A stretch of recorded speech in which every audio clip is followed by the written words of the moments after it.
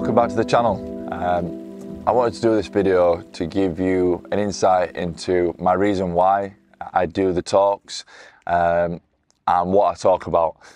So I'll start from the beginning really. You know, growing up, I had a really good childhood, a really good upbringing, and I've got an amazing mum and dad that were always there for me and provided me with everything that I ever needed. The youngest of four, me, Liam, Gemma and Alex. Now, growing up, like I said, we had a really good upbringing, a really good childhood, and no problems at all. My dad, brilliant businessman, done really well for himself, so we probably had a lot more than other kids, to be fair. And, you know, there was never any worries, no problems at all, until we got to, I was about 13 and Liam was 3 years older than me. And now Liam was the kind of person that if there was trouble in any sort of place, he would be the person that would find that trouble.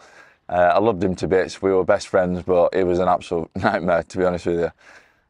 He started going out in Barnsley, where I'm from, and, you know, experimenting with different drugs, hanging around with probably the wrong people, and unfortunately came across the drug ketamine. Now, he started to develop an addiction to this drug, and it stemmed really from when he had a really bad scooter accident when he was 16, and the doctors said he shouldn't have made it. Because it wasn't his fault, he got a large amount of money in compensation. I found £50,000, I think, and he got this when he was 18. So he was going out in Barnsley, he was doing ketamine, and he'd just been given 50 grand. So as you can imagine, it was a bit of a recipe for disaster. So from the age of 18 to 22, I think, apart from a 6-month period where he went to Australia to get away from it, it was every day that he was taking the drug. And I think from that 50 grand, the majority of it went on ketamine, unfortunately. Now, Liam was obviously struggling with this addiction, but I never knew that he was struggling with his mental health. But now I know that they're one and the same. So it was coming up to a particular point. My dad was going on holiday to America. Both my mum and dad are remarried, and so my dad was going away with Linda, my stepmom, to America. And, you know, prior to this, apart from his addiction, I didn't think there was anything else wrong. I knew that he was struggling with that, but other than that, you know, I thought everything was okay, and I thought it was fine. Now, my dad was going to America, and, you know, me and Liam were saying, well, we'll be all right, you know, I'll do tea, you do tea, I'll do a food shop, you do a food shop, you know, we'll have a few parties while Dad's away. Everything, you know, seemed okay, it seemed fine. So my dad went to America in the morning, and me and Liam both went to work. I texted Liam probably around lunchtime saying, what do you want from the shops, mate? I'm going to go to Aldi, I'm going to get the food in, I'll do a tea tonight.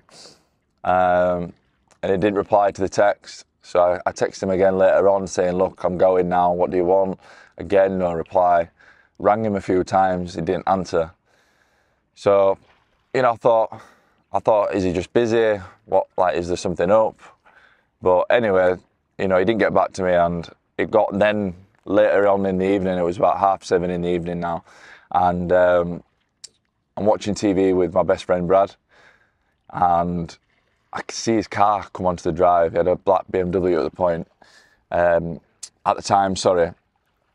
So his car came onto the drive. So I went straight to the front door to confront him, first of all, to see, you know, why he'd been ignoring me all day.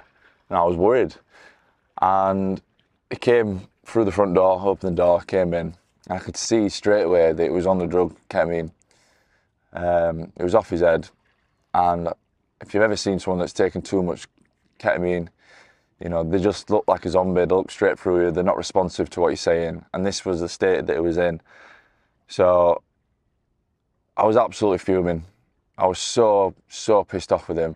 And, you know, as well as that, you know, because of his addiction, you know, he also owed me a lot of money. I'd lent him loads of money to pay different drug dealers off and stuff like that, and all this pent-up frustration about his addiction and other things as well, it just all came out of me.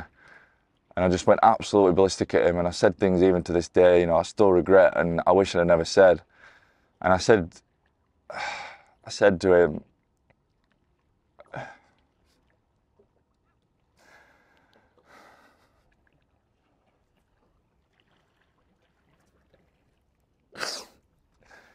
I said to him I didn't want to ever talk to him again, and I didn't want him in my life. I said some really nasty things, and we've had this argument, and I've gone off and he's gone off. I've started watching TV again, and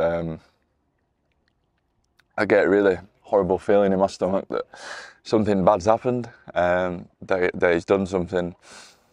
So I went around the house to see where he was and what he was doing, and went up to the gym, and I found the boxing bag was on the floor and the rope had gone missing.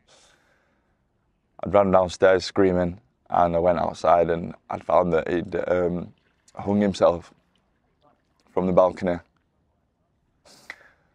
And if I wasn't with Brad that day, fucking no idea what I would have done. We got him down, I gave him CPR, gave him mouth to mouth, but we lost him. I lost my best friend and my brother that day, and I'm not gonna lie to you, I have nightmares about it. There's not a day that goes by that I don't think about it.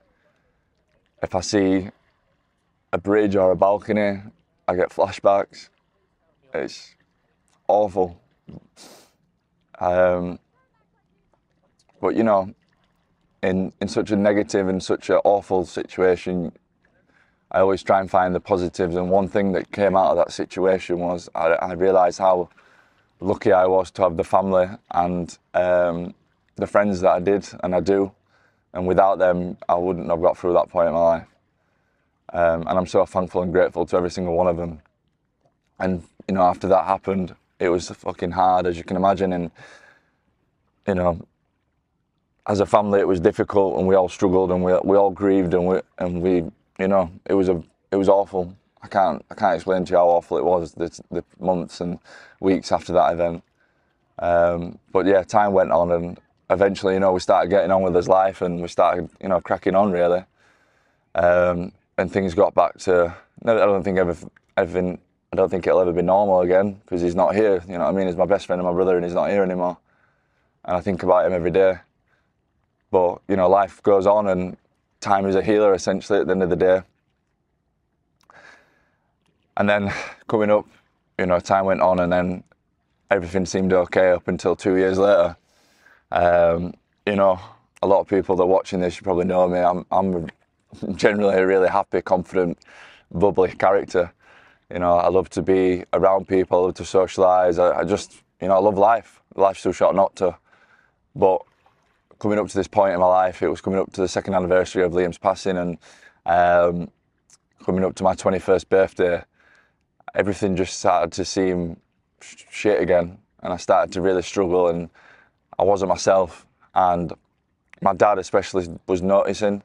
He lived with me, I still lived with him at the time, sorry. He kept saying, "Tom, what's wrong with you? What's up? You don't seem yourself." And I kept saying, "Nothing, Dad, I'm fine, I'm all right, leave me alone." You know, I was really, really struggling, and not at the time, but now I look back, and I was really, really depressed at this point, you know. And now I look back and I see the reasons why. You know, I didn't grieve properly over Liam. I'd still not accepted what had happened. You know, there was home struggles, relationship struggles, and it all just built up and built up and built up. And it came to a night evening, where I was at the pub with my friends, and I got absolutely smashed. You know, I had way too much to drink. And then that evening, I walked home, and the whole way home, I was just thinking, I don't want to be here anymore. Would it be better if I just took my own life? Would the pain go away? Would this feeling go away? And I honestly was thinking about doing it that night. I don't know how I would have done it, but I just thought, I don't want to be here anymore. And the only thing that stopped me from doing it was I had a voice in my head that said, "Don't you fucking dare do that, because if you do that, then your family is going to have to go through everything again, like they did with Liam, with you." And there's a saying that people say when someone takes their own life, the pain doesn't go away, it just gets passed on to the loved ones. And thankfully, you know, I didn't take my own life, I'm still here. And I got home that night, and I got in bed, and I didn't sleep a wink, but eventually I sobered up, and I just thought, what the fuck was I thinking? I couldn't believe that those thoughts were going through my head, but they were, and that was just how down I was and how depressed I was, and you know, I was suicidal, and I didn't want to be here anymore. And you know, after that, again, I was still struggling. I was still really down. And then it got to this day where we had a business event, me, my sister and my dad, for the family business that my dad started. And essentially this event was for me in particular. It was the areas that I covered in my sales areas. And it just went terrible. It couldn't not have gone any worse. And my dad just looked at me and he could see the upset on my face. And my dad's like an old-fashioned guy.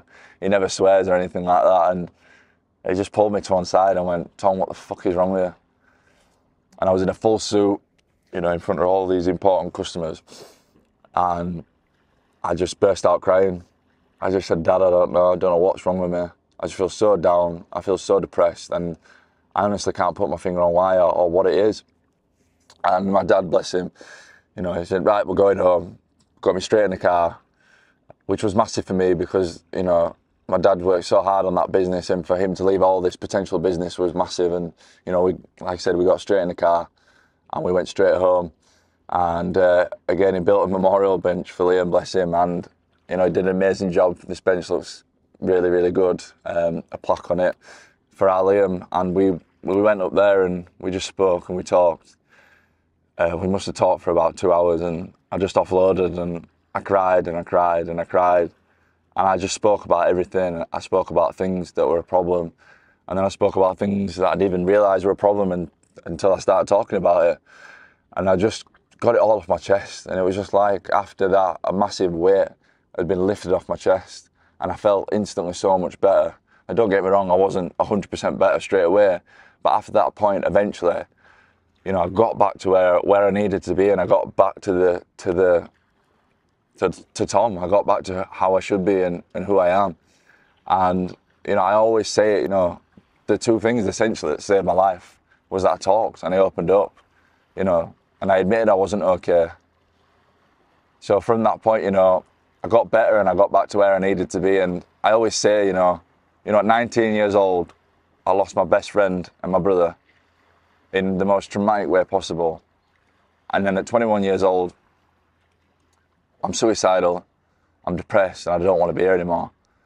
And now I'm 26 years old. I'm out here in Ibiza filming for this YouTube channel. I've got a motivational speaking business. I run the family business with my brother and my sister. You know, I like to think I'm doing all right. I'm the happiest I've ever been. And life's amazing right now. So if I can go from down there to back up here, anyone can do it. If you ever feel like giving up, don't, 'cause I promise you, life's always worth living, and there's always a light at the end of the tunnel. You know, life's too short not to enjoy yourself. That's why I'm out here in Ibiza now. I'm filming for this channel. I'm out here with my best friends and just living life again and making the most of it. So that's my reason why, you know, I do the talks. I go into schools and speak about what's happened to me and try and motivate people to get through their struggles and to live their best life. So, you know, thank you very much for watching. I hope, you know, that gave you some insight into the talk. And don't forget to like, subscribe and comment. Thank you very much.